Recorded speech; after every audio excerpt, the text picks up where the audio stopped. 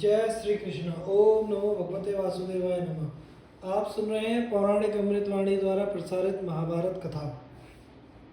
महाभारत की कथा में बहुत सारी धार्मिक तथा ज्ञानवर्धक कहानियाँ तथा व्यावहारिक नीतियों के बारे में बताया गया है, जैसे कि इंद्र नीति, कणक नीति, गीता ज्ञान, विदुर नीति और कृष्ण नीति। गीता का ज्ञान भगवान श्री कृष्ण ने महाभारत के युद्ध शुरू होने से पहले दिया था तथा कृष्ण नीति संपूर्ण युद्ध के दौरान भगवान कृष्ण द्वारा दिए गए ज्ञान के बारे में है। ये नीतियाँ आज के जीवन व्यवहार में बहुत महत्वपूर्ण भूमिका निभाती हैं। इन्हीं नीतियों पर चलकर लोग सफलताओं की सीढ़ियों पर चढ़ते जाते हैं। अगर आप सफल लोगों की जीवनी पढ़ेंगे या सुनेंगे तो लगभग सभी ने इन नीतियों का पालन करते हुए ही सफलता प्राप्त की है। आप महाभारत कथा सुनिए और अपने परिवार और बच्चों को भी सुनाइए। ऐसी ज्ञानवर्धक कहानियों और नीतियों को सुनने के लिए कृपया हमारे चैनल को लाइक, शेयर और सब्सक्राइब करें और नोटिफिकेशन पर क्लिक करें ताकि आने वाली सभी कथाएं आप तक पहुंच सकें। अब हम आगे की कथा प्रारंभ करते हैं। धर्मव्याध की अपने माता पिता के प्रति भक्ति।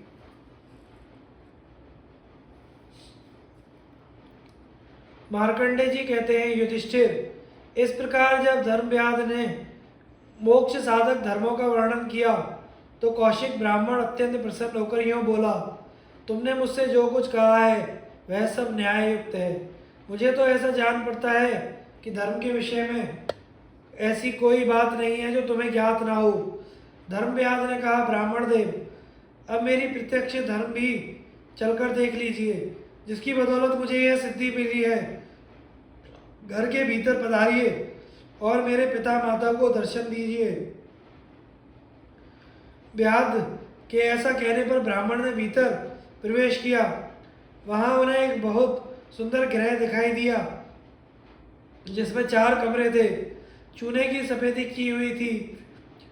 उस घर की शोभा देखते ही मन हो जाता था। ऐसा जान पड़ता था मानो देवताओं का निवास स्थान हो। देवताओं की सुंदर प्रतिमाओं से वह भवन और भी सुशोभित हो रहा था। एक ओर सोने के लिए बिछौनों सहित पलंग था, दूसरी ओर बैठने के लिए आसन रखे हुए थे। वहां धूप और केसर आदि की मीठी सुगंध फैल रही थी। ब्राह्मण ने देखा, एक बहुत ही सुंदर आसन पर धर्मव्याध के पिता माता भोजन करके प्रसन्न चित्त बैठे हुए हैं। उनके शरीर पर श्वेत वस्त्र शोभा पा रहे हैं।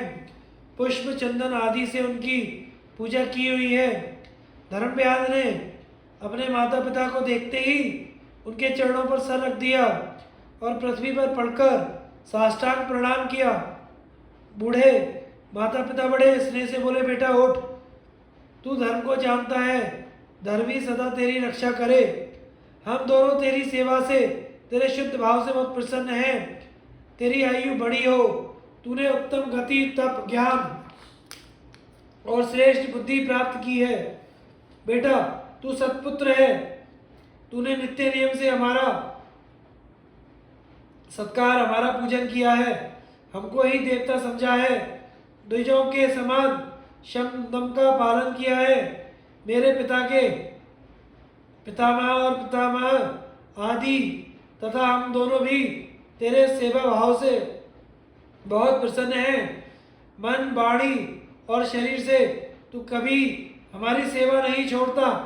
अब भी तेरी बुद्धि में हमारी सेवा के सिवा कोई और विचार नहीं है। परशुराम जी ने जिस प्रकार अपने वृद्ध माता पिता की सेवा की थी, उसी प्रकार उससे भी बढ़कर तूने हमारी सेवा की है। तत्पश्चात व्याध ने अपने माता पिता को ब्राह्मण देवता का परिचय दिया। उन्होंने भी ब्राह्मण का स्वागत सम्मान किया। ब्राह्मण ने कृतज्ञता प्रकट की और पूछा, आप दोनों इस घर में पुत्र और सेवकों सहित सकुशल तो है ना? तो आपका शरीर तो निरोगी है ना? उन्होंने कहा, हाँ भगवान, हमारे घर में तथा सेवकों के यहाँ सब कुशल है। आप अपना कहें, आप यहाँ सकुशल पहुँच गए ना? रास्ते में कोई कष्ट तो नहीं हुआ? ब्राह्मण ने कहा, मुझे कोई कष्ट नहीं हुआ।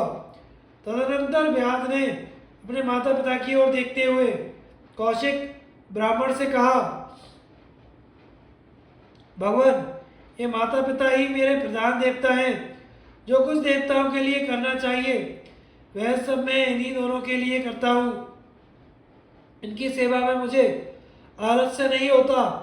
जैसे संसार के लिए इंद्र आदि 33 देवता पूजनीय हैं, उसी प्रकार मेरे लिए ये बूढ़े माता पिता पूजनीय हैं। द्विज लोग देवताओं के लिए जैसे नाना प्रकार के उपहार समर्पण करते हैं, उसी प्रकार मैं भी इनके लिए करता हूँ। ब्राह्मण, ये माता पिता ही मेरे सर्वश्रेष्ठ देवता हैं। मैं फूल फल और रत्नों से इन्हीं को संतुष्ट करता हूँ। जिन्हें विद्वान लोग अग्नि कहते हैं वे मेरे लिए यही हैं।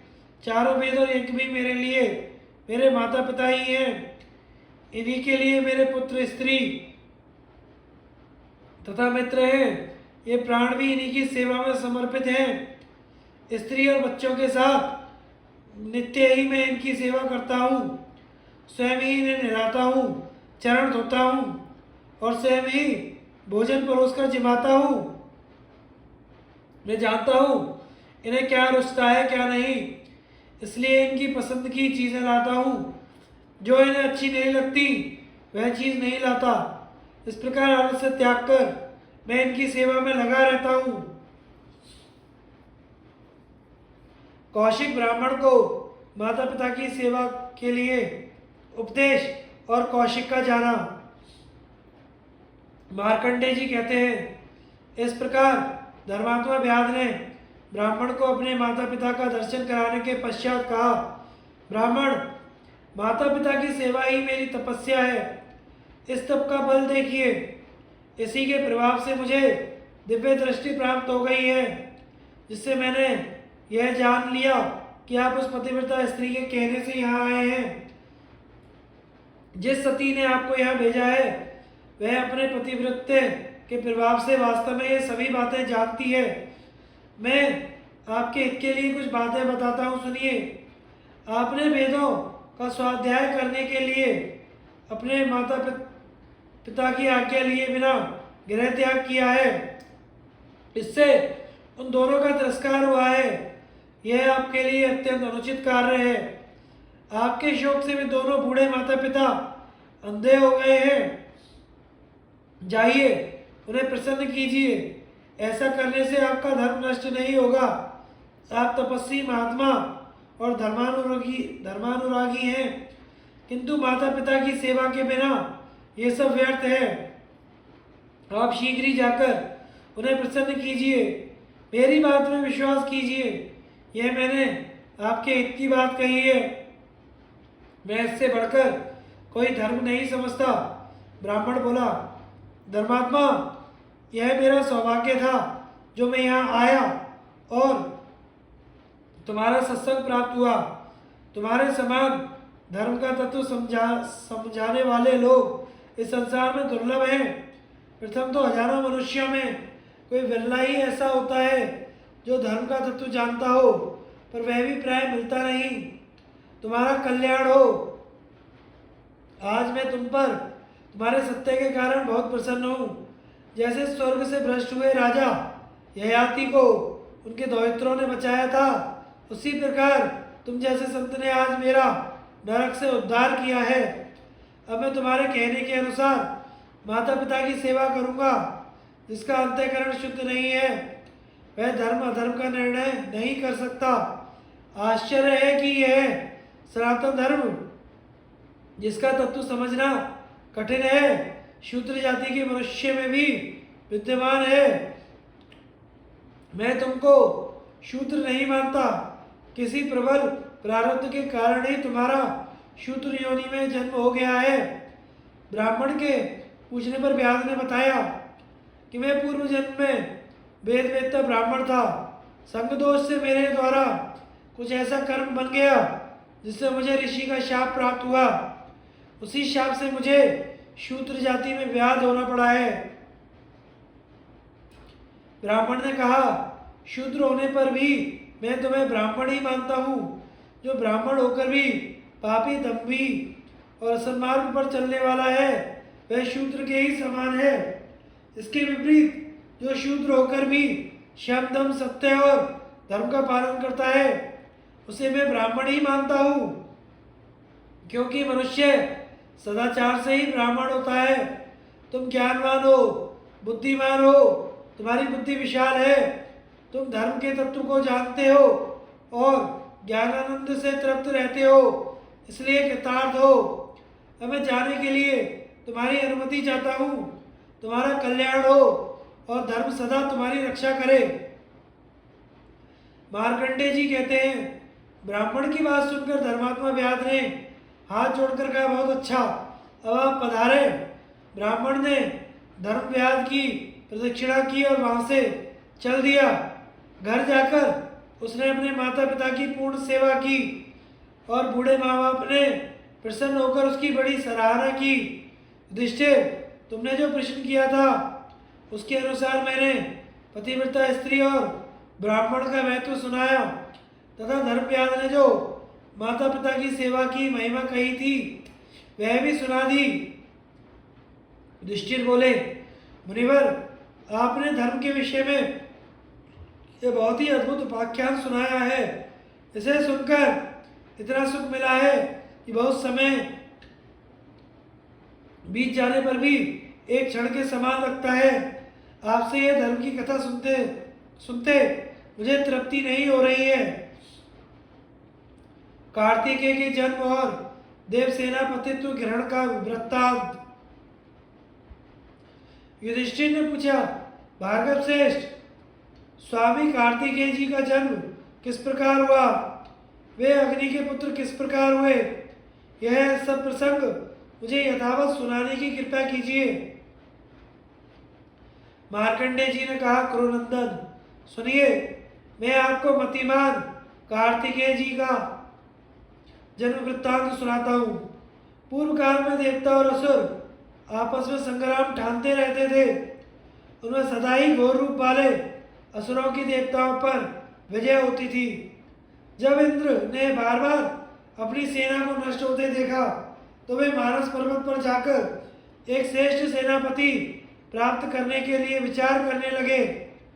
इतने में ही उनके कानों में एक स्त्री का आर्तनाद शब्द पड़ा। वह बार बार चिल्लाती थी, अरे कोई पुरुष दौड़ो, मेरी रक्षा करो। इंद्र ने उसका विलाप सुनकर कहा, भीरू, तू डर मत, अब तेरे लिए भय की कोई बात नहीं है। फिर उसके पास पहुंचकर देखा कि उसके सामने हाथ में गदा लिए केशी दैत्य खड़ा है। तब उस कन्या का हाथ पकड़ के इंद्र ने कहा, रे नीच कर्म करने वाले, तू किस प्रकार इस कन्या का हरण करना चाहता है? याद रख, मैं वज्रधारी इंद्र हूँ। अब तू इसका पिंड छोड़ दे। तब केशी बोला, अरे इंद्र, तू ही इसे छोड़ दे, इसे तो मैं वरण कर चुका हूँ। ऐसा करने पर ही तू जीता जागता अपनी पुरी लौट सकता है। ऐसा कहकर केशी ने इंद्र पर अपनी गदा छोड़ी, किंतु इंद्र ने अपने वज्र द्वारा उसे बीच में ही काट डाला। फिर केशी ने क्रुद्ध होकर इंद्र पर एक पहाड़ की चट्टान फेंकी। इंद्र ने उसे अपनी ओर आते देख उसे भी टुकड़े टुकड़े कर पृथ्वी पर गिरा दिया।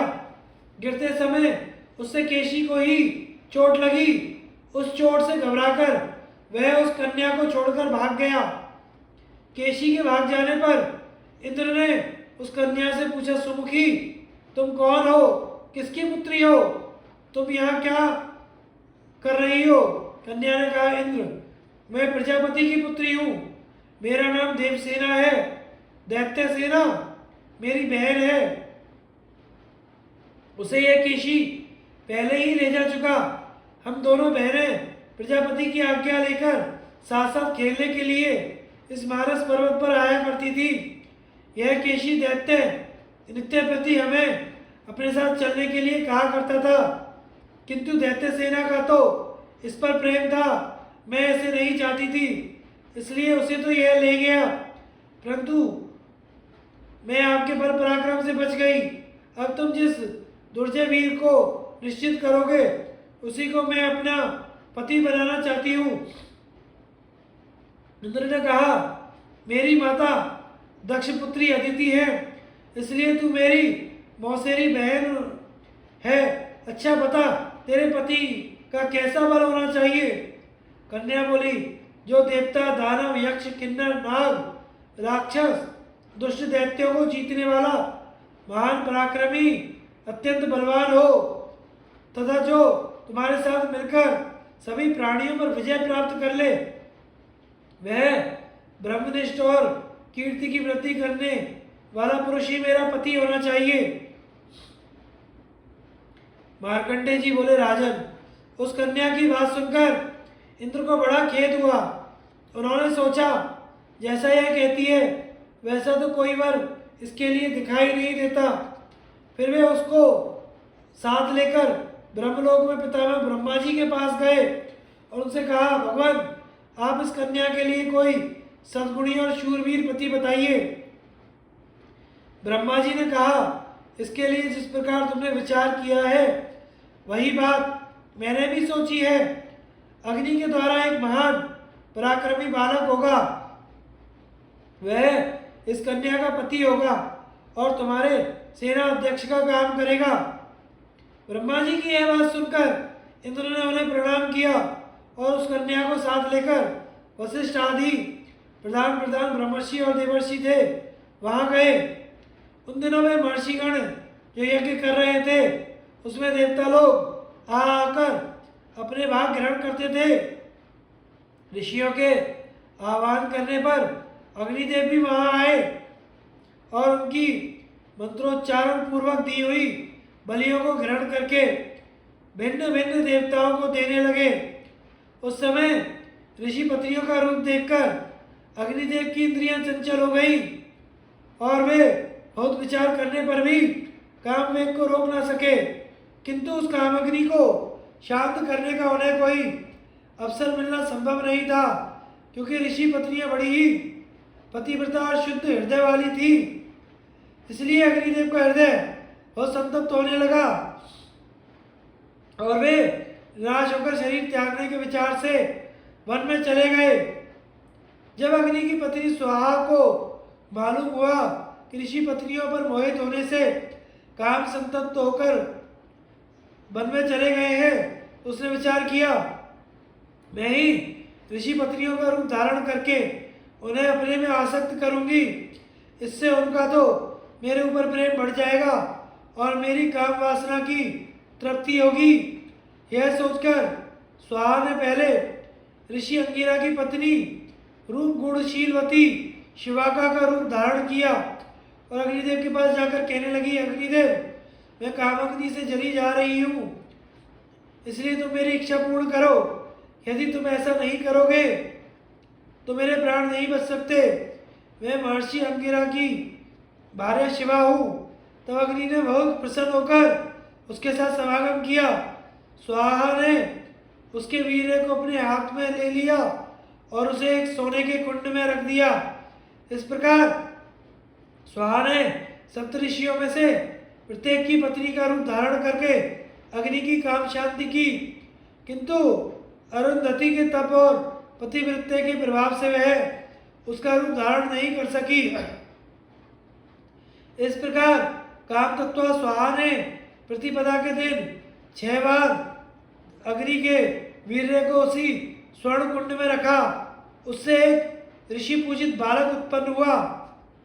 स्खलित वीर्य से उत्पन्न होने के कारण उसका नाम स्कंद हुआ। उसके 6 सिर, 12 कान, 12 नेत्र, 12 भुजाएं तथा एक ग्रीवा और एक पेट था। वह द्वितीया को अभिव्यक्त हुआ, तृतीया को शिशु रहा, चतुर्थी को अंग प्रत्यंग से संपन्न हो गया। जिस प्रकार उदित होता हुआ सूर्य अरुण वर्ण बादल में सुशोभित हो, उसी प्रकार विद्युत युक्त अरुण मेघ से घिरा हुआ वह बालक जान पड़ता था।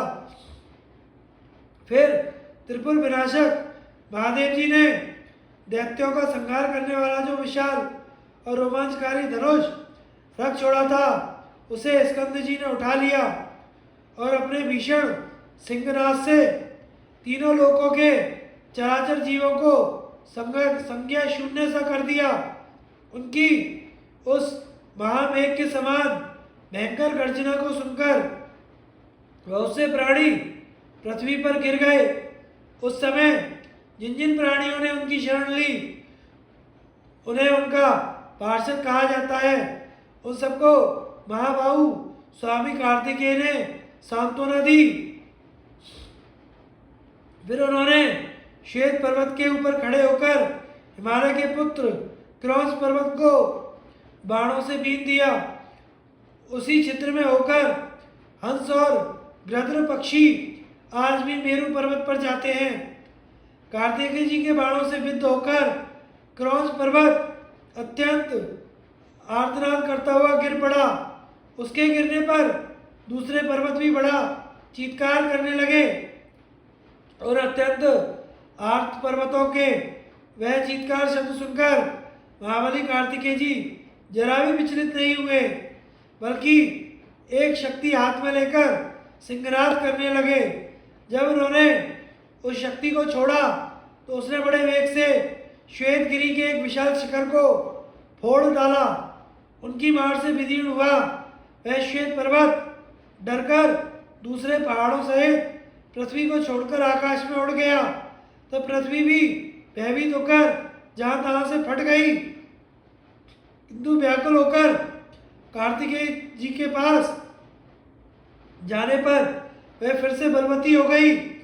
पर्वतों ने भी उनके चरणों में सिर झुकाया और वे फिर से पृथ्वी पर आ गए।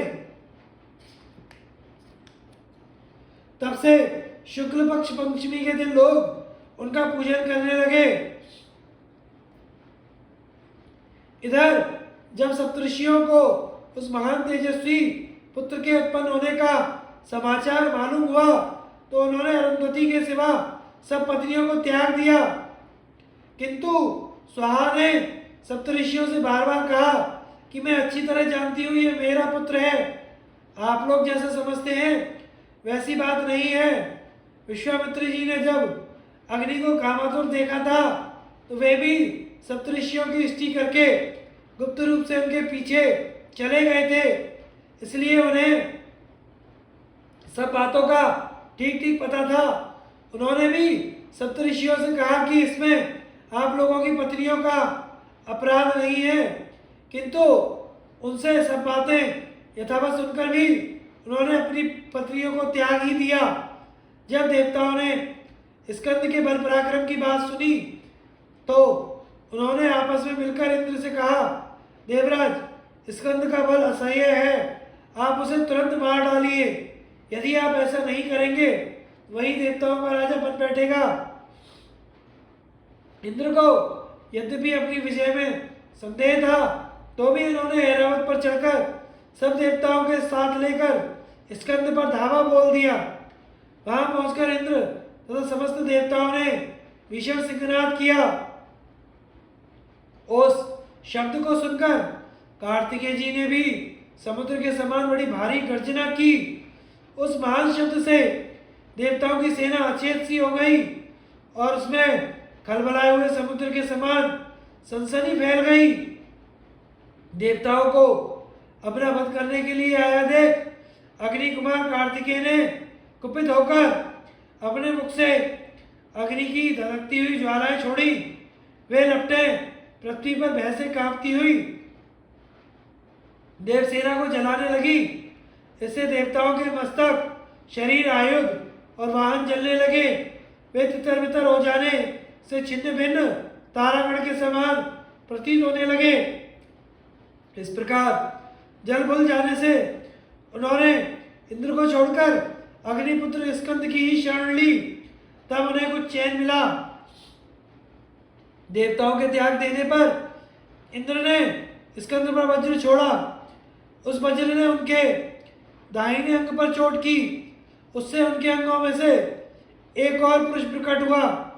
वह युवावस्था का था तथा सोने का कवच, शक्ति और दिव्य कुंडल धारण किए हुए था। स्कंद के अंग में वज्र का प्रवेश होने से उत्पन्न होने के कारण वह विशाख नाम से प्रसिद्ध हुआ। इस प्रकार प्रलयाग्नि के समान तेजस्वी एक दूसरे पुरुष को उत्पन्न हुआ देखकर इंद्र को बड़ा भय हुआ और उन्होंने हाथ जोड़कर स्कंद की शरण ली। साधु स्कंद ने सेना के सहित इंद्र को अभयदान दिया। तब देवता लोग अत्यंत प्रसन्न होकर बाजे बजाने लगे। उस समय ऋषियों ने उनसे कहा, देवश्रेष्ठ, तुम्हारा कल्याण हो, तो संपूर्ण लोगों का मंगल करो। अभी तुम्हें उत्पन्न हुए 6 रात्रियां ही बीती हैं, फिर भी तुमने सारे लोगों को अपने काबू में कर लिया। फिर भी तुम्ही ने इन्हें अभयदान भी दिया। अतः अब तुम ही इंद्र बनकर इन तीनों लोगों को निर्भय कर दो। स्वामी कार्तिकेय ने पूछा, मुनिगण, यह इंद्र त्रिलोकी का क्या काम करता है और किस प्रकार यह देवताओं की रक्षा करता है? ऋषियों ने कहा, इंद्र समस्त प्राणियों को बल, तेज, प्रजा और सुख प्रदान करता है तथा प्रसन्न होने पर वह सब प्रकार की इच्छाएं पूरी कर देता है। वह दुराचारियों का संहार करता है, सदाचारियों की रक्षा करता है तथा प्राणियों के प्रत्येक कार्य में उनका अनुशासन करता है। जब सूर्य नहीं रहता तो वही सूर्य हो जाता है। चंद्रमा के अभाव में वही चंद्रमा होकर चमकता है। इसी प्रकार वही भिन्न भिन्न कारणों से अग्नि, वायु, पृथ्वी और जल बन जाता है। यही सब काम इंद्र को करने पड़ते हैं, क्योंकि इंद्र में बड़ा बल है। वीरवर, तुम भी बड़े ही बलवान हो, इसलिए तुम ही हमारे इंद्र बन जाओ। तब इंद्र ने भी कहा, महाभाव, तुम इंद्र बनकर हम सबको सुखी करो। तुम वास्तव में इस पद के योग्य हो, इसलिए आज ही अपना अभिषेक कराओ। स्कंद ने कहा, शक्र, आप निश्चित होकर त्रिलोकी का शासन करें।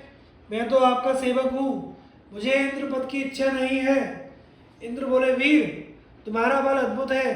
तुम्हारे पराक्रम से चकित हुए प्राणी मुझे गिरी हुई दृष्टि से देखेंगे। यही नहीं, वे हमारे बीच में भेद डालने का भी प्रयत्न करेंगे। इस प्रकार मतभेद हो जाने से मेरी और तुम्हारी लड़ाई ठनेगी, और जैसी मेरी धारणा है उसमें विजय तुम्हारी ही होगी। इसलिए तुम ही इंद्र बन जाओ। इस विषय में कोई सोच विचार मत करो। स्कंद ने कहा, शक्र, इस त्रिलोकी के और मेरे भी आप ही राजा हैं। कहिए, मैं आपकी किस आज्ञा का पालन करूं?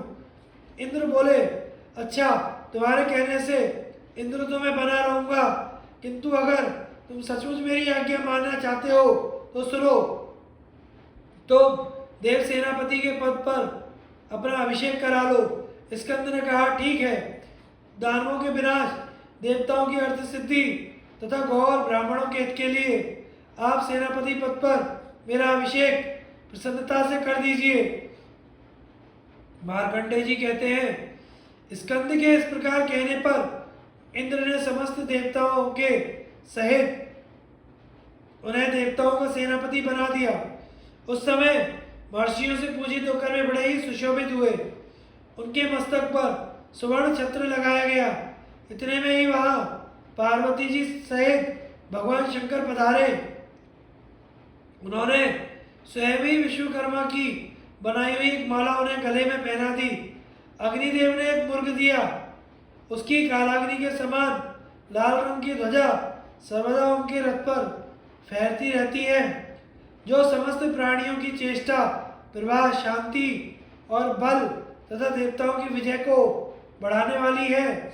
वह स्वयं ही उनके आगे उपस्थित हो गई। फिर उनके शरीर में जन्म के साथ उत्पन्न हुए कवच ने प्रवेश किया। वह युद्ध करने के समय स्वयं ही प्रकट हो जाता है। शक्ति, धर्म, बल, तेज, कांति, सत्य, उन्नति, ब्रह्मानंदता, असंभव, भक्तों की रक्षा, शत्रु का संहार और लोगों की रक्षा करना, ये सब गुण स्कंद में जन्मते हैं। इस प्रकार सभी देवगणों ने उन्हें अपना सेनापति बना लिया। इसके पश्चात कार्तिकेय जी ने आगे सहस्त्रों देवसेना उपस्थित हुई और कहने लगी, आप हमारे पति हैं। तब उन्होंने सभी को स्वीकार किया और उनसे सम्मानित हो उन सभी को सांत्वना दी। फिर इंद्र को केशी के हाथ से छुड़ाई हुई देवसेना का स्मरण हो आया। वे सोचने लगे, इसमें संदेह नहीं कि इन्हें ही ब्रह्मा जी ने देवसेना का पति नियत किया है। अतः वे वस्त्र अलंकारों से सुसज्जित कर उसे स्कंद के पास ले आए। उनसे कहा, देवश्रेष्ठ, ब्रह्मा जी ने आपके जन्म से पहले ही इसे आपकी पत्नी निश्चित कर दिया है, इसलिए आप विधिवत मंत्रोच्चार पूर्वक इसका पाणी ग्रहण कीजिए। तब स्कंद ने विधि पूर्वक उसका पाणी ग्रहण किया। उस समय मंत्रवेत्ता बृहस्पति जी ने मंत्रोच्चारण करके और हवन आदि किया। इस प्रकार देवसेना कार्तिकेय जी की पटरानी होकर प्रसिद्ध हुई। उसी को ब्राह्मण लोग षष्ठी लक्ष्मी, आशा सुप्रदा, सिनी वाली कुहू, सद्वृत्ति और प्राचिता भी कहते हैं।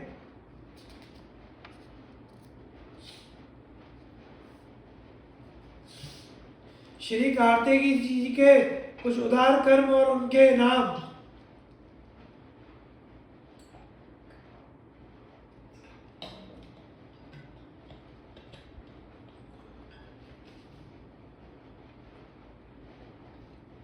मार्कंडे जी कहते हैं, राजन, कार्तिकेय को श्री संपन्न और देवताओं का सेनापति हुआ देखकर सप्तऋषियों की 6 पत्नियां उनके पास आईं।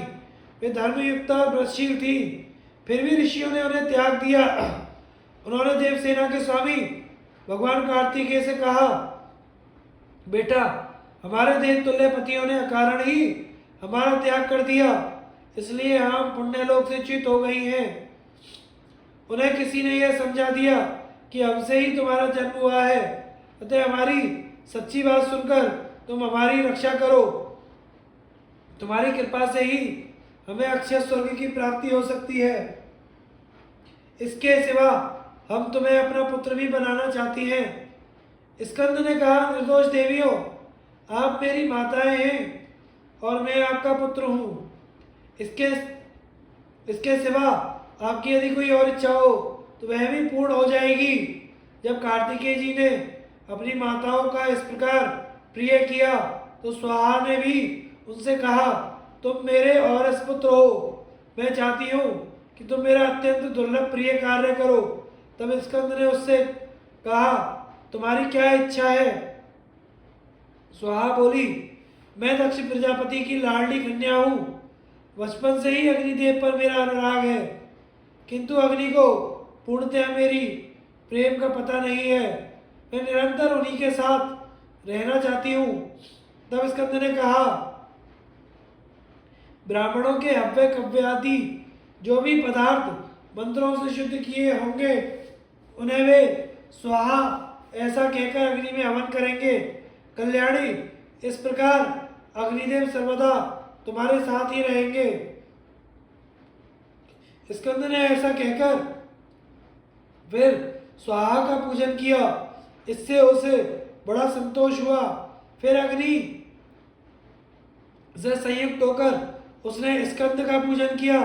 तदंतर ब्रह्मा जी ने स्कंद से कहा, तुम अपने पिता त्रिपुर विनाशक महादेव जी के पास जाओ, क्योंकि संपूर्ण लोगों के हित के लिए भगवान रुद्र ने अग्नि में और हमारे स्वाहा में प्रवेश करके तुम्हें उत्पन्न किया है। ब्रह्मा जी की यह बात सुनकर श्री कार्तिकेय जी तथास्तु ऐसा कहकर महादेव जी के पास चले गए। मार्कंडे जी कहते हैं, जिस समय इंद्र ने अग्नि कुमार कार्तिकेय जी को सेनापति पद पर अभिषिक्त किया, उस समय भगवान शंकर अत्यंत प्रसन्न होकर पार्वती जी के सहित एक सूर्य के समान कांति वाले रथ में बैठकर भद्रवट को चले। उस समय गुह्यकों के सहित श्री कुबेर जी पुष्पक विमान में बैठकर उनके आगे चलते थे। इंद्र ऐरावत पर चढ़कर देवताओं सहित उनके पीछे चलते थे। उनकी दाहिनी और वसु और रुद्रों सहित अनेकों अद्भुत देव सेनानी थे। यमराज भी मृत्यु के सहित उन्हीं के साथ थे। यमराज के पीछे भगवान शंकर का अत्यंत दारुण 3 नोकों वाला विजय नाम का त्रिशूल चलता था। उसके पीछे तरह तरह के जलचरों से घिरे हुए जलाधीश वरुण जी चल रहे थे। उस समय चंद्रमा ने महादेव जी के ऊपर श्वेत छत्र लगाया। वायु और अग्नि चमर लिए स्थित थे। उनके पीछे राजर्षियों सहित देवराज इंद्र स्तुति करते चलते थे। तब महादेव जी ने बड़ी उदारता से कार्तिकेय जी से कहा, तुम सर्वदा सावधानी से व्यू की रक्षा करना। स्कंद ने कहा, भगवान मैं उसकी रक्षा अवश्य करूंगा। इसके सिवा कोई और सेवा हो तो कहिए। श्री महादेव जी बोले, बेटा काम करने के समय भी तुम मुझसे मिलते रहना। मेरे दर्शन और भक्ति से तुम्हारा परम कल्याण होगा। ऐसा कहकर कार्तिकेय जी को हृदय से लगाकर विदा किया। उनके विदा होते ही बड़ा भारी उत्पात होने लगा। उससे समस्त देवगण सहसा मोह में पड़ गए। नक्षत्रों के सहित आकाश जलने लगा। संसार मुक्त सा हो गया। पृथ्वी डगमगाने और गड़गड़ाने लगी। जगत में अंधकार छा गया। इतने में ही वहां पर्वत मेघों के समान अनेकों प्रकार के आयुधों से सुसज्जित बड़ी भयानक सेना दिखाई दी। वह बड़ी ही भीषण और संख्येय थी। अनेक प्रकार से कोलाहल कर रही थी। वह विकट वाहिनी सहसा शंकर, भगवान शंकर और समस्त देवताओं पर टूट पड़ी। अनेकों प्रकार के बाण, पर्वत, शतग्री, प्रास, तलवार और बड़े गदाओं की वर्षा करने लगी। उन भयंकर शस्त्रों की वर्षा से व्यथित होकर थोड़ी देर में ही देवताओं की सेना संग्राम छोड़कर भागने लगी। दानवों से पीड़ित होकर अपनी सेना को भागती देख देवराज इंद्र ने उन्हें ढांढस बंधाकर कहा, वीरों भय छोड़कर शस्त्र संभालो, तुम्हारा मंगल होगा। जरा पराक्रम दिखाने का साहस करो, तुम्हारा सब दुख दूर हो जाएगा। इन भयानक और दुशील दानवों को परास्त कर दो। आओ मेरे साथ इन पर टूट पड़ो। इंद्र की बात सुनकर देवताओं को धीरज बंधा और वे इंद्र का आश्रय लेकर दानवों से युद्ध करने लगे। तब वे समस्त देवता और महाबली मरुत साध्य वसुगण भी शत्रुओं से भिड़ गए। उनके छोड़े हुए अस्त्र शस्त्र बाण दैत्यों के शरीर का भरपेट रुधिरपान करने लगे। बाणों की वर्षा से दानवों के शरीर छलनी हो गए और चितराए हुए बादलों के समान रणभूमि में सब ओर गिरने लगे। इस प्रकार देवताओं ने उस दानव सेना को अनेकों प्रकार के बाणों से व्यथित कर डाला और उनके पैर उखाड़ दिए। इतने में ही महेश नाम का एक दारुण दैत्य बड़ा भारी पर्वत लेकर देवताओं की ओर दौड़ा। उसे देखकर देवता भागने लगे, किंतु उसने पीछा करके भागते हुए देवताओं पर वह बाण पटक दिया। उसके प्रहार से 10,000 योद्धा धराशायी हो गए। फिर महिषासुर दूसरे दानवों के सहित देवताओं पर टूट पड़ा। उसे अपनी ओर आते देख इंद्र सहित सभी देवगण भागने लगे। तब किरोधातुर महिषासुर फुर्ती से भगवान रुद्र के रथ के पास पहुंचा और उसकी धुरा को पकड़ लिया।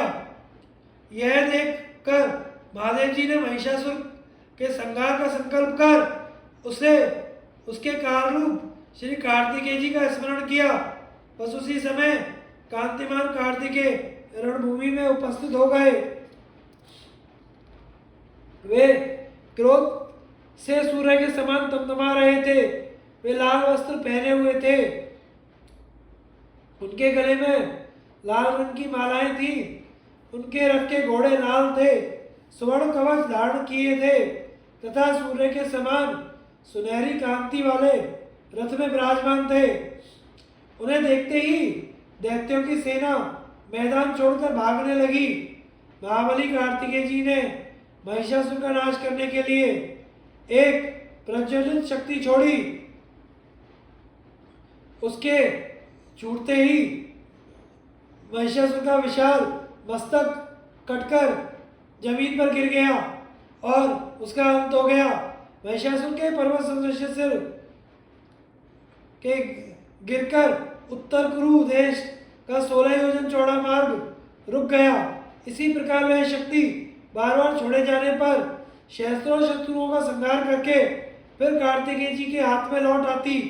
इसी क्रम से कीर्तिमान कार्तिकेय जी ने अपने समस्त शत्रुओं को परास्त कर दिया, जैसे कि सूर्य अंधकार को, अग्नि वृक्षों को और वायु मेघों को नष्ट कर देता है।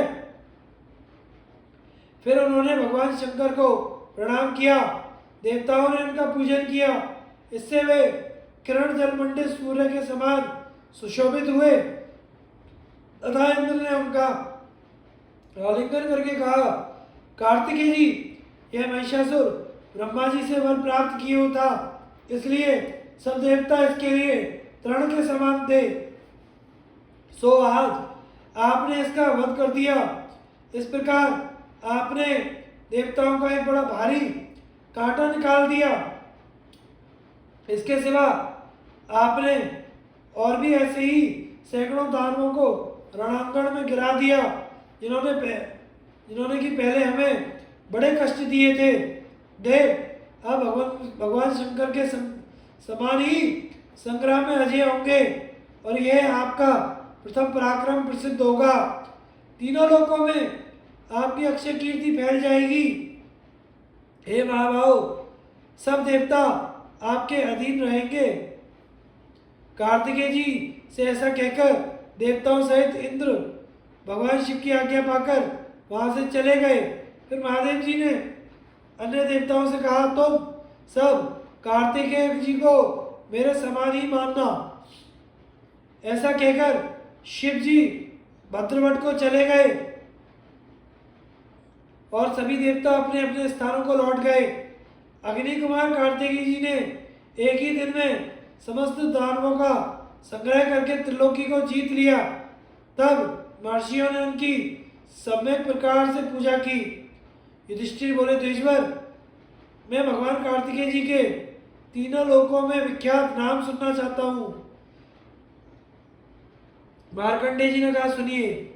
आग्नेय स्कंद दीप्त कीर्ति, अनामय मयूर केतु, धर्मात्मा भूतेश, महिषमर्दन कामजित, कामद कांत सत्यवाक, भुवनेश्वर शिशु शीघ्र, शुचि चंड दीप्तवर्ण, शुभानंद अमोघ अनग रौद्र, प्रिय चंद्रानंद दीप्त शक्ति, प्रशांतात्मा, भद्रकृत कूट मोहन, षष्ठी प्रिय, धर्मात्मा, पवित्र, मातृवत्सल, कन्या भर्ता, विभक्त, स्वाहे, रेप्तिसुत, प्रभु, नेता, विशाख, नैगमेय, सुदुश्चर, सुब्रत, ललित, बाल क्रीडन प्रिय, खचारी, ब्रह्मचारी, शूर, श्रवणोद्भव, विश्वामित्र प्रिय, देवसेना प्रिय, वसुदेव प्रिय और प्रियकृत, ये कार्तिकेय जी के दिव्य नाम हैं। जो इनका पाठ करता है वह निस्संदेह स्वर्ग, कीर्ति और धन प्राप्त करता है। द्रौपदी का सत्यभामा को अपनी चर्या सुनाना। वैशंपायन जी कहते हैं, एक दिन महात्मा पांडव और ब्राह्मण लोग आश्रम में बैठे थे। उसी समय प्रियवादिनी द्रौपदी और सत्यभामा भी आपस में मिलकर एक जगह बैठी। उन दोनों की भेंट बहुत दिनों पर हुई थी, इसलिए वे प्रेम पूर्वक आपस में हंसी करने लगी और कुरुकुल एवं यदुकुल के संबंध में तरह तरह की बातें करने लगी।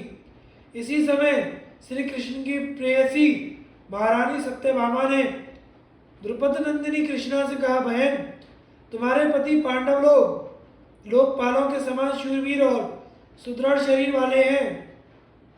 तुम उनके साथ किस प्रकार बर्ताव करती हो जिससे वे तुम पर कभी कुपित नहीं होते और सर्वदा तुम्हारे अधीन रहते हैं। प्रिय, मैं देखती हूँ पांडव लोग सर्वदा तुम्हारे वश में रहते हैं और तुम्हारा मुंह ताका करते हैं। सो वह रहस्य मुझे भी बताओ पांचाली। मुझे भी कोई ऐसा व्रत, तप, स्नान, मंत्र, औषधि विद्या, यौवन का प्रभाव, जप, होम या जड़ी बूटी बताओ जो यश और सौभाग्य की वृद्धि करने वाला हो, जिससे सर्वदा ही श्याम सुंदर मेरे अधीन रहे। ऐसा कहकर यशस्विनी सत्यभामा चुप हो गई। तब पति परायणा सौभाग्यवती द्रौपदी ने उससे कहा, सत्य, तुम तो मुझसे दुराचारणी स्त्रियों के आचरण की बात पूछ रही हो। भला उन दूषित आचरण वाली स्त्रियों के मार्ग की बातें मैं कैसे कहूँ? उनके विषय में तो तुम्हारा प्रश्न या शंका करना भी उचित नहीं है, क्योंकि तो बुद्धिमती और श्री कृष्ण की पट्ट महिषी हो। जब पति को यह मालूम हो जाता है कि गृह देवी उसको काबू में करने के लिए किसी मंत्र तंत्र का प्रयोग कर रही है, तो वह उससे उसी प्रकार दूर रहने लगता है जैसे घर में घुसे हुए सांप से। इस प्रकार जब चित्त में उद्वेग हो जाता है तो शांति कैसे रह सकती है, और जो शांत नहीं है उसे सुख कैसे मिल सकता है? अतः मंत्र तंत्र से कभी भी पति अपनी पत्नी के वश में नहीं हो सकता। इसके विपरीत इससे कई प्रकार के अनर्थ हो जाते हैं। धूर्त लोग जंतर मंतर के बहाने ऐसी चीजें दे देते हैं जिनसे भयंकर रोग पैदा हो जाते हैं, तथा पति के शत्रु इस विष से इसी से विष तक दे डालते हैं। वे ऐसे चूर्ण होते हैं जिन्हें यदि पति जिह्वा या त्वचा से भी स्पर्श कर ले तो निस्संदेह उसी क्षण उसको मार डाले। ऐसी स्त्रियां अपने पतियों को तरह तरह के रोगों का शिकार बना देती हैं। वे उनकी कुमति से जलोदर, कोढ़, बुढ़ापे, नपुंसकता, जड़ता, बधिरता आदि के पंजों में पड़ चुके हैं।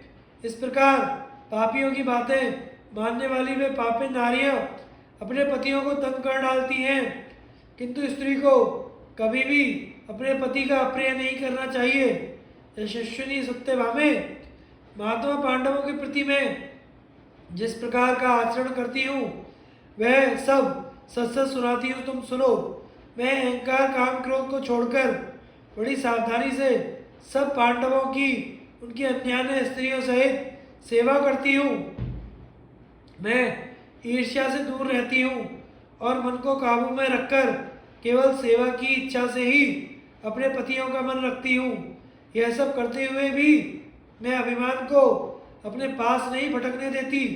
मैं कटु भाषण से दूर रहती हूँ, असभ्यता से खड़ी नहीं होती, खोटी बातों पर दृष्टि नहीं डालती, बुरी जगहों पर नहीं बैठती, दूषित आचरण के पास नहीं भटकती और उनके अभिप्राय पूर्ण संकेत का अनुसरण करती हूँ। देवता, मनुष्य, गंधर्व, युवा, सजधज वाला, धनी अथवा रूपवान, कैसा ही पुरुष हो, मेरा मन पांडवों के सिवा कहीं और नहीं जाता। अपने पतियों को के भोजन किए बिना मैं भोजन नहीं करती, स्नान किए बिना स्नान नहीं करती और बैठे बिना स्वयं नहीं बैठती।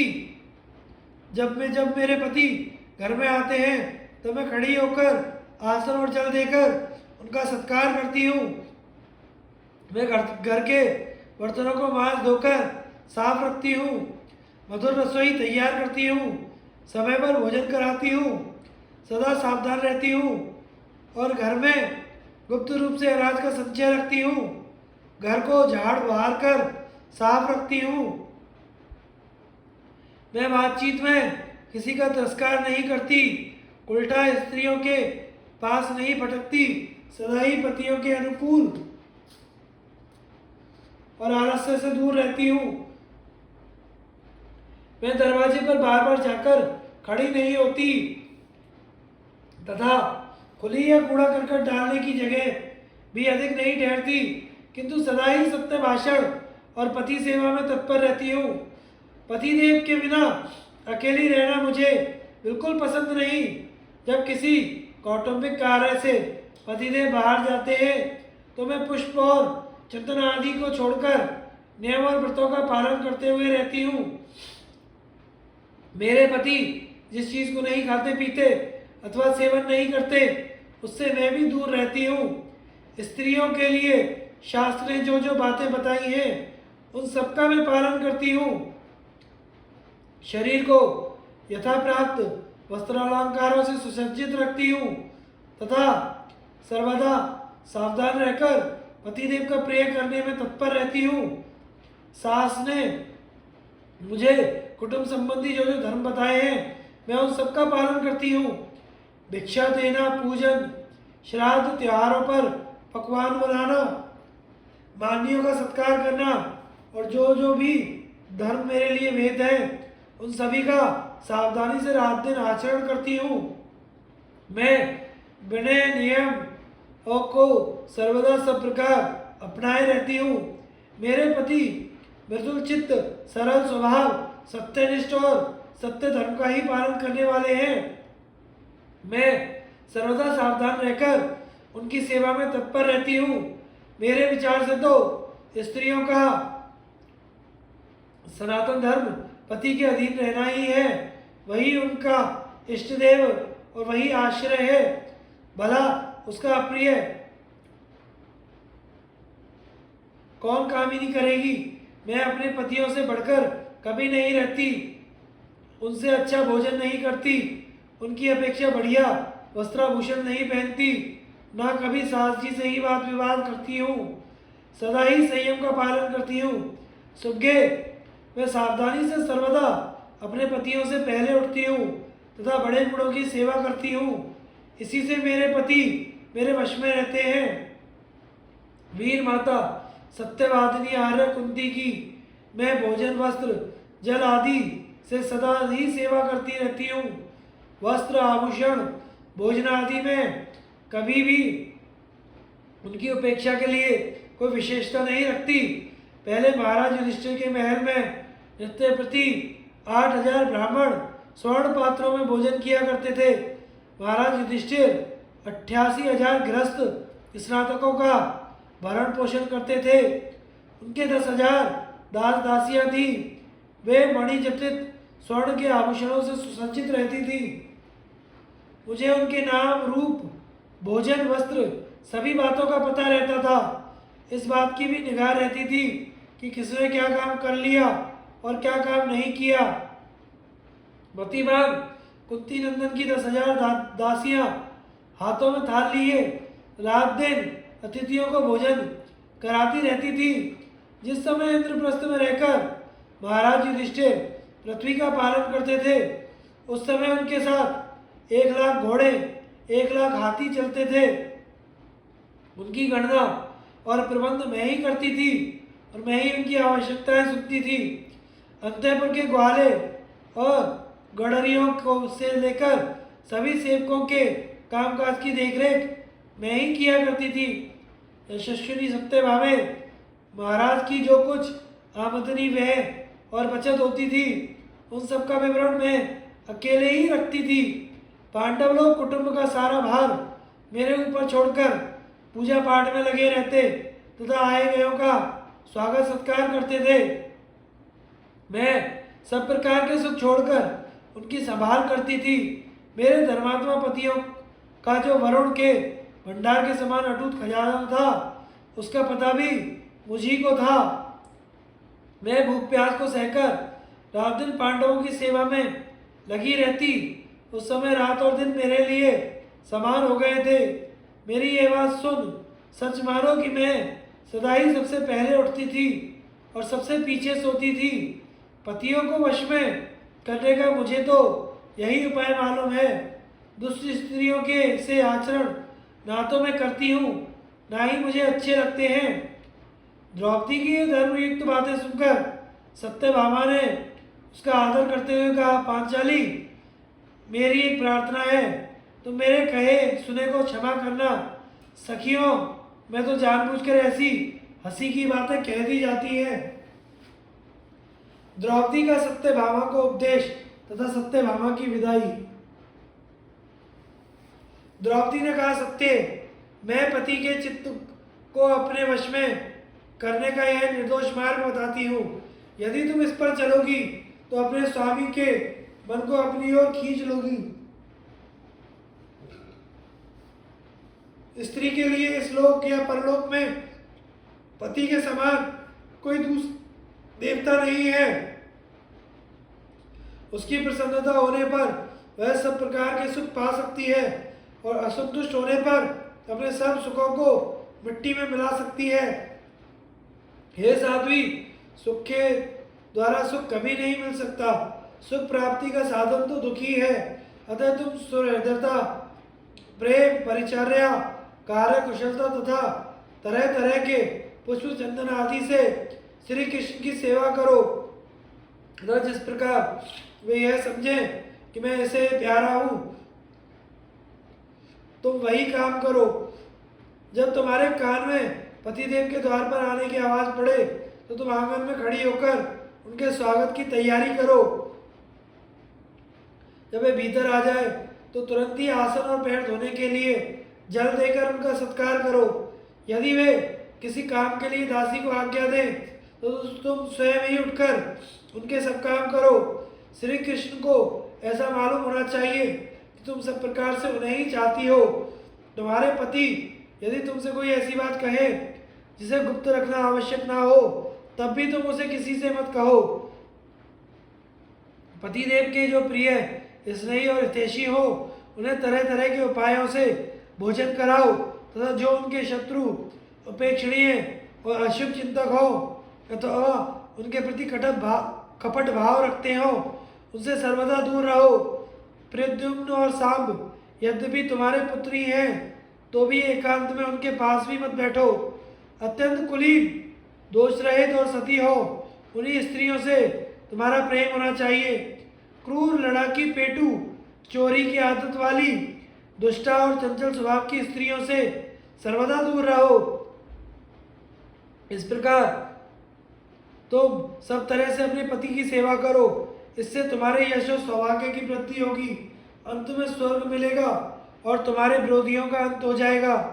इस समय भगवान श्री कृष्ण मार्कंडेय मुनियों और महात्मा पांडवों के साथ तरह तरह की मनोकूल बातें कर रहे थे।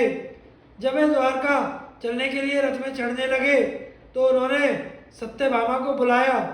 तब सत्यभामा ने द्रौपदी से गले मिलकर अपने विचार के अनुसार बहुत सी ढाढ़स बधाने वाली बातें कही और बोली, कृष्णे, तुम चिंता मत करो, व्याकुल मत हो और इस प्रकार रात दिन जागना छोड़ दो।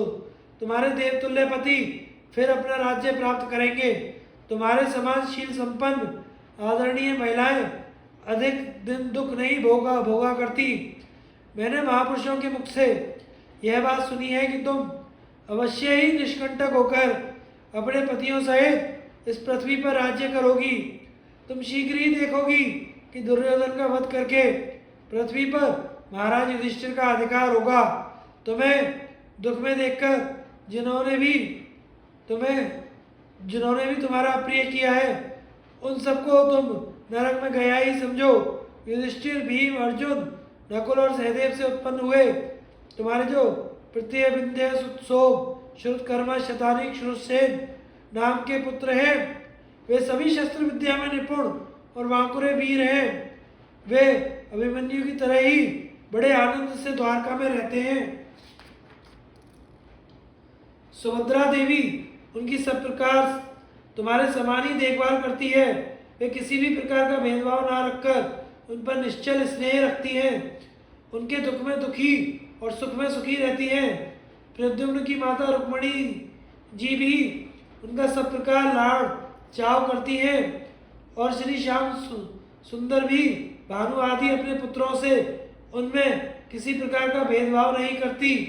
उनके भोजन वस्त्रादि की देखभाल ससुर जी रखते हैं तथा और भी श्री बलराम जी आदि सब अंधक और विष्णुवंशी यादव उनकी सब प्रकार की सुविधा का ध्यान रखते हैं। उन्हें प्रद्युम्न और तुम्हारे पुत्रों के प्रति एक सी प्रीति है, ऐसी बहुत सी प्रिय, सत्य, आनंददायिनी और मनोकूल बातें कहकर सत्यभामा ने श्री कृष्ण के रथ की ओर जाने का विचार किया। उन्होंने द्रौपदी की परिक्रमा की और फिर रथ पर चढ़ गई। श्री कृष्ण ने मुस्कुराकर द्रौपदी को धीरज बताया और पांडवों को लौटाकर घोड़ों को तेज करके द्वारकापुरी को चले। कौरवों की घोष यात्रा और उनका गंधर्वों के साथ युद्ध में पराभव। जन्मेजय ने पूछा, इस प्रकार वन में रहकर जाड़ा गर्मी वायु धूप सहने से नरश्रेष्ठ पांडवों के शरीर बहुत क्रश हो गए थे। ऐसी स्थिति में उन्होंने दैत्य वन में उस पवित्र सरोवर पर आकर फिर क्या किया, सो आप मुझसे कहिए। वैशंपायन जी बोले, राजन, उस रमणीय सरोवर पर आकर पांडवों ने अपने हित चिंतकों को विदा किया। वहां कुटी बनाकर आसपास के रमणीक वन पर्वत नदियों के किनारे विचरने लगे।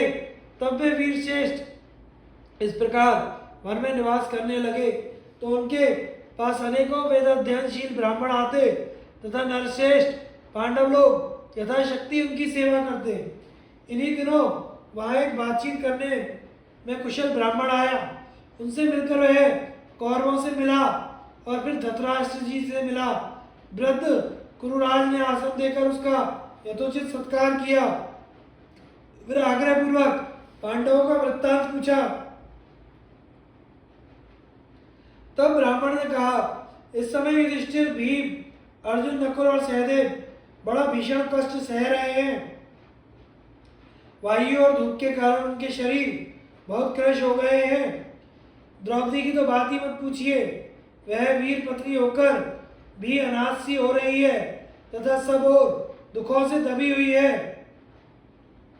उसकी बातें सुनकर राजा धृतराष्ट्र को बड़ा दुख हुआ।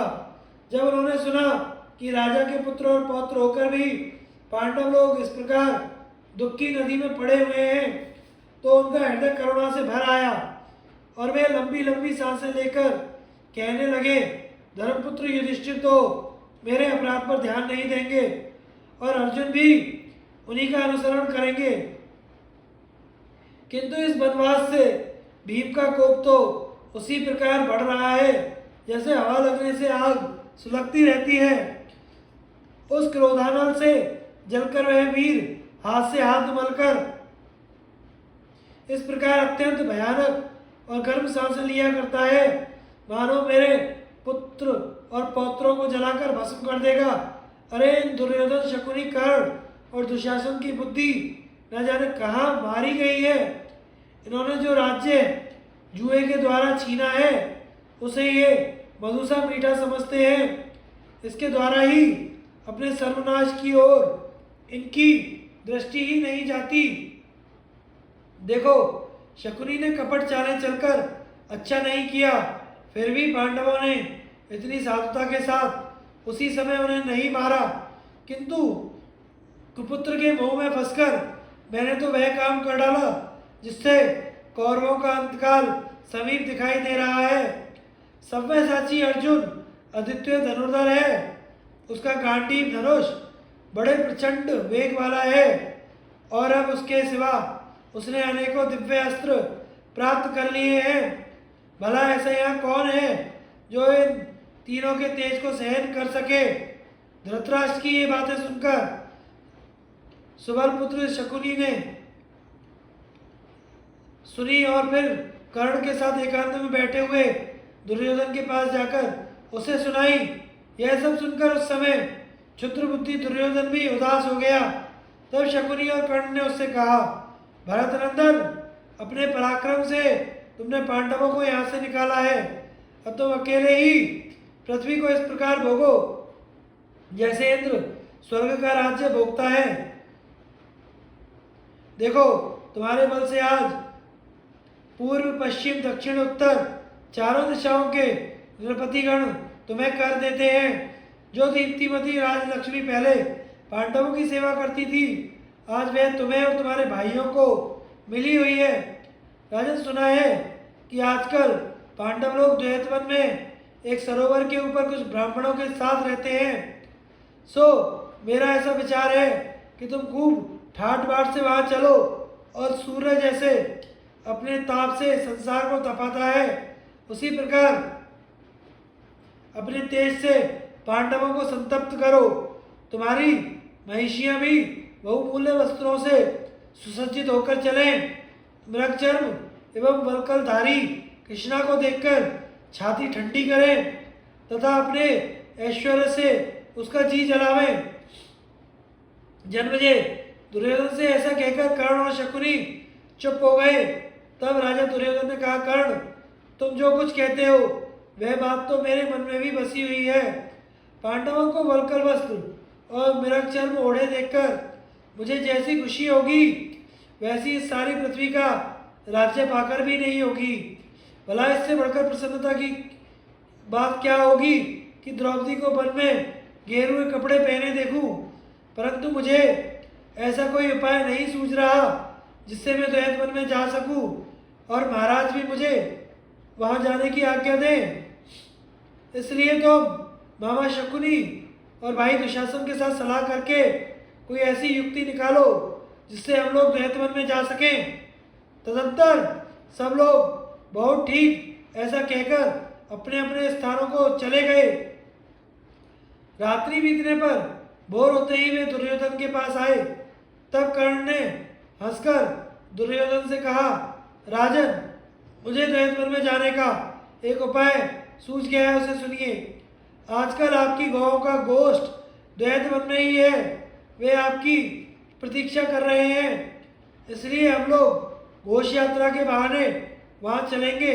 यह सुनकर शकुनी भी हंसकर बोल उठा, द्वैत वन में जाने का यह उपाय तो मुझे भी खूब जचता है। इस काम के लिए महाराज हमें अवश्य अनुमति दे देंगे। पांडवों से मेलजोल के लिए भी समझाएंगे। ग्वाले लोग द्वैत वन में तुम्हारे आने की बात देखते ही हैं, इसलिए घोष यात्रा के मित से हम वहां जरूर जा सकते हैं। राजन, इस प्रकार सलाह करके वे सब राजा धृतराष्ट्र के पास गए। उन सब ने धृतराष्ट्र ने उनसे कुशल समाचार पूछा। उन्होंने पहले से ही समंग नाम के एक गोप को पढ़ाकर ठीक कर लिया था। उसने राजा धृतराष्ट्र की सेवा में निवेदन किया कि महाराज, आजकल आपकी गौएं समीप ही आई हुई हैं। इस पर कर्ण और शकुनी ने कहा, गुरुराज, इस समय गौएं बड़े रमणीक प्रदेश में ठहरी हुई हैं। यह समय गाय और बछड़ों की गणना करने, उनके रंग, आयु आदि का ब्यौरा लिखने के लिए भी उपयुक्त है। इसलिए दुर्योधन को वहां जाने की आज्ञा दे दीजिए। यह सुनकर धृतराष्ट्र ने कहा, हे तात, गौ की देखभाल करने में तो कोई आपत्ति नहीं है, परंतु मैंने सुना है आजकल नर शार्दुल पांडव लोग भी उधर ही कहीं पासी में ठहरे हुए हैं। इसलिए मैं तुम लोगों को वहां जाने की अनुमति नहीं दे सकता, क्योंकि तुमने उन्हें कपट से जुए में हराया है और उन्हें वन में रहकर बहुत कष्ट भोगना पड़ा है। कर्ण, वे लोग तब से निरंतर तप करते रहे हैं और सब प्रकार शक्ति संपन्न हो गए हैं। तुम तो अहंकार और मोह में चूर हो रहे हो, इसलिए उनका अपराध किए बिना मानोगे नहीं, और ऐसा होने पर वे अपने तप के प्रभाव से तुम्हें अवश्य ही भस्म कर देंगे। यही नहीं, उनके पास अस्त्र शस्त्र भी है, इसलिए क्रोधित हो जाने पर वे पांचों वीर मिलकर तुम्हें अपनी शस्त्राग्नि में भी होम कर सकते हैं। यदि संख्या में अधिक होने के कारण किसी प्रकार तुमने उन्हें दबा भी लिया तो यह भी तुम्हारी नीचता ही समझी जाएगी, और मैं तो तुम्हारे लिए उन पर काबू पाना असंभव ही समझता हूँ। देखो, अर्जुन को जिस समय दिव्य अस्त्र नहीं मिले थे तभी उसने सारी पृथ्वी को जीत लिया था। फिर अब दिव्यास्त्र पाकर तुम्हें मार डालना उसके लिए कौन सी बड़ी बात है। इसलिए मुझे स्वयं तुम लोगों का वहां जाना उचित नहीं जान पड़ता। गांव की गणना के लिए हम कोई दूसरा विश्वास पात्र आदमी भेज सकते हैं। इस पर शकुनी ने कहा, राजन, हम केवल गांव की गणना करना चाहते हैं, पांडवों से मिलने का हमारा विचार नहीं है। इसलिए वहां हमसे कोई अभद्रता होने की संभावना नहीं है। जहां पांडव लोग रहते होंगे वहां तो हम जाएंगे ही नहीं। इस प्रकार कहने पर शकुनी के इस प्रकार कहने पर महाराज धृतराष्ट्र ने इच्छा ना होने पर भी दुर्योधन को मंत्री सहित वहां जाने की आज्ञा दे दी। तब उनकी आज्ञा पाकर राजा दुर्योधन बड़ी भारी सेना लेकर हस्तिनापुर से चला। उसके साथ दुशासन, शकुनी, कई भाई और हजारों स्त्रियां थीं। उनके सिवा 8,000 रथ, 30,000 हाथी, हजारों पैदल, 9,000 घोड़े थे तथा सैकड़ों की संख्या में बोझा ढोने के लिए छकड़े, दुकानें, बनिए और बंदीजन भी चले। इस सब लश्कर के साथ जहां जहां पड़ाव डालता घोषों के साथ पहुंच गया और वहां अपना डेरा लगा दिया। उसके साथियों ने भी उस सर्वगुण संपन्न रमणीय परिचित सजल सघन प्रदेश में अपने अपने ठहरने की जगह ठीक कर ली। इस प्रकार जब सबके ठहरने का ठीक ठीक हो गया तो दुर्योधन ने अपनी असंख्य गांवों का निरीक्षण किया। उन पर नंबर और निशानी डलवाकर सबकी अलग पहचान करवा दी। फिर बछड़ों पर निशानी डलवाई। उनमें जो नथने योग्य थे उन्हें अलग बता दिया तथा जो गौएं छोटे छोटे बच्चों वाली थी उनकी अलग गणना करा दी। इस प्रकार सब गाय बछड़ों की गणना कर उनमें से 3-3 वर्ष के बछड़ों को अलग गिन वह ग्वालों के साथ आनंद से वन में विहार करने लगा। घूमते घूमते वह द्वैत वन के सरोवर पर पहुंचा। उस समय उसका ठाट बाट बहुत बड़ा चढ़ा था। वहां उस सरोवर के तट पर ही धर्मपुत्र युधिष्ठिर कुटी बनाकर रहते थे। वे महारानी द्रौपदी सहित इस समय दिव्य विधि से एक दिन में समाप्त होने वाला राजर्षि नामक यज्ञ कर रहे थे। तभी दुर्योधन ने अपने सहस्त्रों सेवकों को आज्ञा दी कि शीघ्र ही यहाँ क्रीड़ा भवन तैयार करो। सेवक लोग राजाज्ञा को सर पर रखकर क्रीड़ा भवन बनाने के विचार से द्वैत वन के सरोवर पर गए। जब वे वन के दरवाजे में घुसने लगे तो उनके मुखिया को गंधर्वों ने रोक दिया, क्योंकि उनके पहुंचने से पहले ही गंधर्वराज चित्रसेन जल क्रीड़ा करने के विचार से अपने सेवक देवताओं और अप्सराओं के साथ आए हुए थे और उसी ने उस सरोवर को घेर रखा था। इस प्रकार सरोवर को घिरा हुआ देखकर वे दुर्योधन के पास लौट आए। उनकी बात सुनकर दुर्योधन ने कुछ रणोन्मत्त सैनिकों को यह आज्ञा देकर कि उन्हें वहां से निकाल दो, उस सरोवर पर भेजा। उस समय उन्होंने वहां जाकर गंधर्वों से कहा, इस समय धृतराष्ट्र के पुत्र महाबली महाराज दुर्योधन यहाँ जल विहार के लिए आ रहे हैं, इसलिए तुम यहाँ से हट जाओ। राजपुरुषों की यह बात सुनकर गंधर्व हंसने लगे और बोले, मालूम होता है कि तुम्हारा राजा दुर्योधन बड़ा ही मंदबुद्धि है, उसे कुछ भी होश नहीं है। इसी से हम देवताओं पर वह इस प्रकार हुकूमत चलाता है मानो हम बनिए हो। तुम लोग निस्संदेह बुद्धिहीन हो और मृत्यु के मुंह में जाना चाहते हो। इसी से होश की बात छोड़कर उसके कहने से हमारे सामने ऐसे वचन बोल रहे हो। इसलिए या तो अपने राजा के पास लौट जाओ, नहीं तो इसी समय यमराज के घर की हवा खाओ। तब ये योद्धा इकट्ठे होकर दुर्योधन के पास आए और गंधर्वों ने जो जो बात कही वे सब दुर्योधन को सुना दी। इससे दुर्योधन की क्रोधाग्नि भड़क उठी और उसने अपने सेनापतियों को आज्ञा दी, अरे मेरा अपमान करने वाले इन पापियों को जरा मजा चखाओ। कोई परवाह नहीं, और देवताओं सहित स्वयं इंद्र ही क्रीड़ा क्यों ना करता हो। दुर्योधन की आज्ञा पाते ही धृतराष्ट्र के सभी पुत्र और सहस्त्रों योद्धा कमर कसकर तैयार हो गए और गंधर्वों को मार पीट कर बलात् उस वन में घुस गए। गंधर्वों ने यह बात अपने स्वामी चित्रसेन को जाकर सुनाई। तब उसने उन्हें आज्ञा दी, जाओ इन नीच कौरवों की अच्छी तरह मरम्मत कर दो। तब वे सब अस्त्र शस्त्र लेकर कौरवों पर टूट पड़े। कौरवों ने जब उन्हें अकस्मात हथियार उठाए अपनी ओर आते देखा तो वे दुर्योधन के देखते देखते इधर उधर भाग गए। तब दुर्योधन, शकुनी, दुशासन, विकर्ण और धृतराष्ट्र के कुछ अन्य पुत्र रथों पर चढ़कर गंधर्वों के सामने डट गए। कर्ण उन सबके आगे रहा। बस दोनों ओर से बड़ा ही भीषण और रोमांचकारी युद्ध छिड़ गया। कौरवों की बाण वर्षा ने गंधर्वों के शिकंजे ढीले कर दिए। तब गंधर्वों को भयभीत देखकर चित्रसेन को क्रोध चढ़ आया और उसने कौरवों का नाश करने के लिए मायास्त्र उठाया। चित्रसेन के माया से कौरव चक्कर में पड़ गए। उस समय एक एक कौरव वीर को 10-10 गंधर्वों ने घेर लिया और उनकी मार से पीड़ित होकर वे रणभूमि से प्राण लेकर भागे। इस प्रकार कौरवों की सारी सेना तितर बितर हो गई। अकेला कर्ण ही पर्वत के समान अपने स्थान पर अचल खड़ा रहा।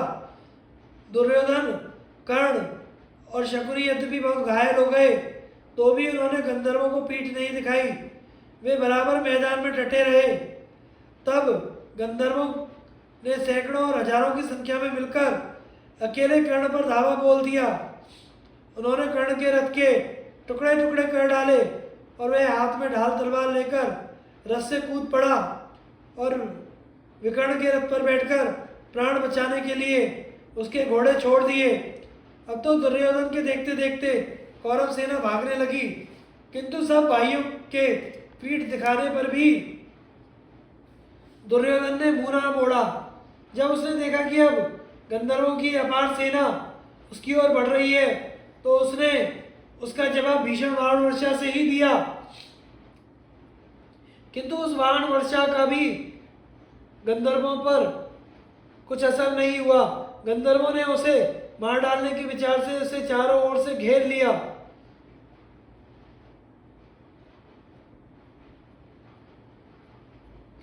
उन्होंने अपने बाणों से उसके रथ को चूर चूर कर दिया। इस प्रकार रथ से नीचे गिर जाने पर उसे चित्रसेन ने झपट कर जीवित ही कैद कर लिया। इसके बाद बहुत से गंधर्वों ने रथ में बैठे हुए दुशासन को घेर कर पकड़ लिया। कुछ गंधर्वों ने बिंद, अनुबिंद और समस्त राज महिलाओं को पकड़ लिया। गंधर्वों के आगे से भागी हुई कौरवों की सेना ने सारा बचाव कुचल सामान लेकर पांडवों की शरण ली। तब दुर्योधन को गंधर्वों के पंजे से छुड़ाने के लिए अत्यंत आतुर हुए उनके मंत्रियों ने रो धोकर धर्मराज से कहा, महाराज, हमारे प्रियदर्शी महाबाहु धृतराष्ट्र कुमार महाराज दुर्योधन को गंधर्व पकड़ ले गए हैं। उन्होंने दुशासन, दुर्विषय, दुर्मुख, दुर्जय तथा सब रानियों को भी कैद कर लिया है। अतः आप उनकी रक्षा के लिए दौड़िए। दुर्योधन के उन बूढ़े मंत्रियों को इस प्रकार दीन दुखी होकर युधिष्ठिर के सामने गिड़गिड़ाते देख भीमसेन ने कहा, हम बहुत प्रयत्न करके हाथी घोड़ों से लैस होकर जो काम करते वही आज गंधर्वों ने कर दिया। यह बात हमारे सुनने में आई है कि जो लोग असमर्थ पुरुषों से द्वेष करते हैं उन्हें दूसरे लोग ही नीचा दिखा देते हैं। यह बात हमें गंधर्वों ने प्रत्यक्ष करके दिखा दी।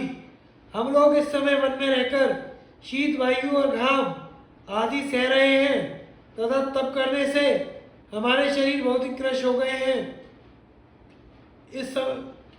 इस प्रकार हम इस समय विपरीत परिस्थिति में हैं। दुर्योधन समय की अनुकूलता से मौज उड़ा रहा है, सो वह दुर्मति हमें इस अवस्था में देखना चाहता था। वास्तव में कौरव बड़े ही कुटिल हैं। जब भीमसेन कठोर स्वर से इस प्रकार कहने लगे तो धर्मराज ने कहा, भाई भीम, यह समय कड़वी बातें सुनाने का नहीं है। देखो, ये लोग वैसे पीड़ित होकर उससे त्राण पाने के लिए हमारी शरण में आए हैं। इस समय बड़ी कष्ट परिस्थिति में पड़े हुए हैं। फिर तुम ऐसी बातें क्यों कहते हो? कुटुंबियों में मतभेद, लड़ाई झगड़े होते ही रहते हैं। कभी भी उनमें बैर ठन जाता है, किंतु जब कोई बाहर का पुरुष उनके कुल पर आक्रमण करता है तो वे उसका तिरस्कार नहीं सह सकते। समर्थ भीम, गंधर्व लोग बलात् दुर्योधन को पकड़कर ले गए हैं। हमारे कुल की स्त्रियां भी आज बाहरी लोगों के अधिकार में हैं। इस प्रकार यह हमारे कुल का ही तिरस्कार है। अतः शूरवीरों, शरणागतों की रक्षा करने और अपने कुल की राज रखने के लिए खड़े हो जाओ, अस्त्र शस्त्र धारण कर लो, देरी मत करो। अर्जुन, नकुल, सहदेव और तुम सब मिलकर जाओ और दुर्योधन को छुड़ा लाओ। देखो, कौरवों की इन सुनहरी ध्वजा वाले रथों में सब प्रकार के अस्त्र शस्त्र मौजूद हैं। तुम इनमें बैठकर जाओ और गंधर्वों से लड़कर दुर्योधन को छुड़ाने के लिए सावधानी से प्रयत्न करो। अपनी शरण में आए हुए प्रत्येक राजा यथाशक्ति रक्षा करता है। फिर तुम तो महाबली भीम हो, भला इससे बढ़कर बात क्या होगी कि आज दुर्योधन तुम्हारे बाहुबल के भरोसे अपने जीवन की आशा कर रहा है। हे वीर, इस समय मैंने यज्ञ आरंभ किया है, इसलिए मुझे इस समय कोई दूसरा विचार नहीं करना चाहिए। देखो, यदि वे गंधर्वराज समझाने बुझाने से ना माने तो थोड़ा पराक्रम दिखाकर दुर्योधन को छुड़ा लाना। यदि हल्के हल्का युद्ध करने पर भी वे ना माने, किसी भी प्रकार उसे दबाकर दुर्योधन को मुक्त कर देना। धर्मराज की यह बात सुनकर अर्जुन ने प्रतिज्ञा की कि यदि गंधर्व लोग समझाने बुझाने से भी कौरवों को नहीं छोड़ेंगे तो आज पृथ्वी गंधर्व राज का रक्तपान करेगी। सत्यवादी अर्जुन की ऐसी प्रतिज्ञा सुनकर कौरवों के जी में जी आया। इससे आगे की कथा हम अगले भाग में प्रसारित करेंगे। हमारे चैनल को लाइक, शेयर और सब्सक्राइब करें। धन्यवाद।